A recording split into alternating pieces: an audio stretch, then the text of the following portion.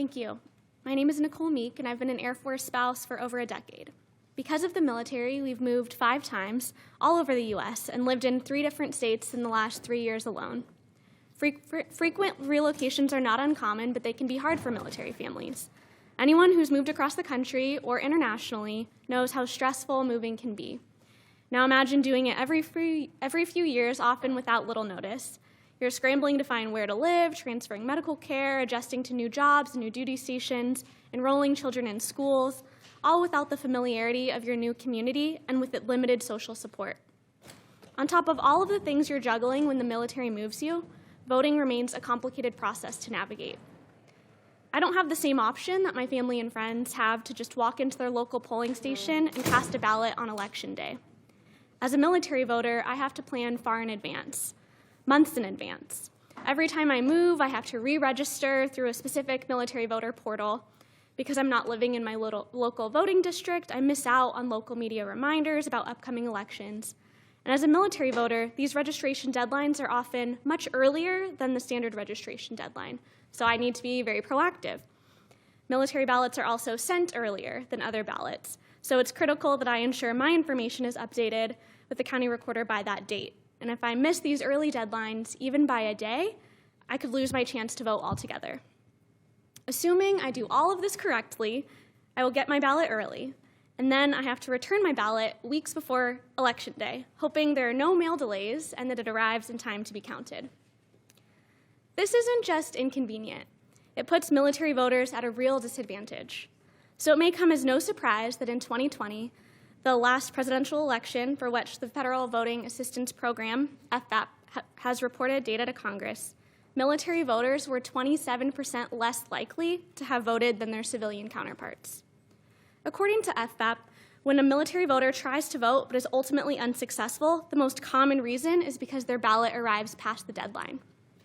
The second most common reason is because a military voter's ballot is rejected for something like missing a signature or date, and the voter isn't notified or provided opportunity to cure the ballot by the deadline. These are the kinds of compounding frustrations of military life, one of thousands of little cuts that can cause families like mine to rethink continuing military service. Service requires sacrifice, but it shouldn't mean sacrificing our right to vote. That's why Secure Families Initiative, with support from our nonpartisan nonprofit community, has long advocated for policies that would tackle these top issues facing our voters.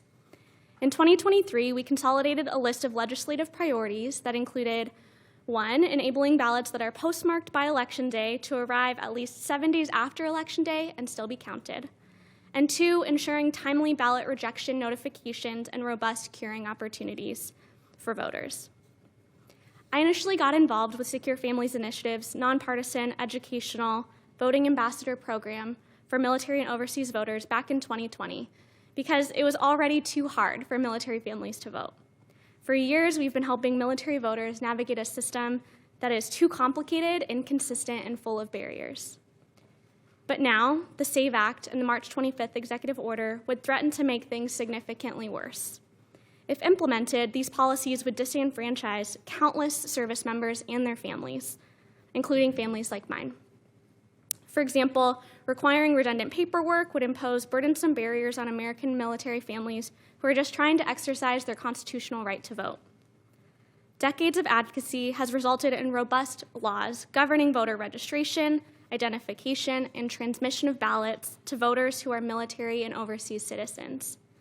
Each state has a rigorous system of checks and balances that ensures only eligible U.S. citizens are voting. And given the fact that most military families move on average every two to 3 years, in my case, every year the past 3 years, and are often stationed far away from their home state, any requirement for documents to be submitted in person would be a logistical nightmare, and in many cases, impossible. We ask our service members to sacrifice everything in defense of our democracy. We should also ensure that they and their families can participate in it.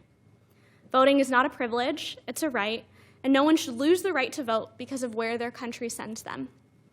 We should be working to make voting more accessible, not less, and we should be honoring the sacrifice of our service members and their families by making sure their ballots count. Thank you.